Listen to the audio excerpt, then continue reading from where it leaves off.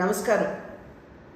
Police వారు రాజకీయ నాయకుల యొక్క చొరవతోటో లేదా ఏదో ఒక వ్యవస్థ చొరవతోటో వారి యూనిఫామ్ని సంపాదించుకోరు. కష్టతరమైనటువంటి పరీక్షల్లో వారు ఉత్తీర్ణులై వారు ఆ అర్హతని సాధిస్తూ ఉంటారు. దేశంలో అదేవిధంగా రాష్ట్రంలో కూడా శాంతి భద్రతల్ని కాపాడవలసినటువంటి బాధ్యత వారి భుజాల మీద వేసుకునేటువంటి నాల్గవ సింహంగా పోలీసు వ్యవస్థని ప్రతి ఒక్కరూ కూడా గుర్తిస్తూ ఉంటారు. వారి ప్రాణాలని ఒడ్డి శాంతి భద్రతల్ని కాపాడటంలో వారు ఒక ప్రధానమైనటువంటి భూమికని పోషిస్తూ ఉంటారు. అటువంటి నాల్గవ సింహంగా పరిగణించబడుతున్నటువంటి పోలీస్ వ్యవస్థని ఉద్దేశించి జగన్మోహన్ రెడ్డి గారు బట్టలోడు తీసి కొడతాము అని చెప్పటం ఇది సర్వత్రా ఖండించవలసినటువంటి అంశంగా నేను భావిస్తున్నాను.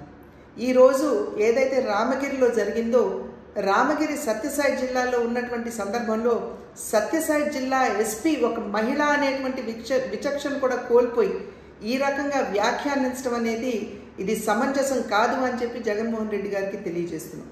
ఈరోజు ఈ పోలీస్ వ్యవస్థలో దగ్గర 5,000 మహిళలు ఉన్నారు అనేటువంటి విషయాన్ని జగన్మోహన్ రెడ్డి గారు గుర్తించాలి.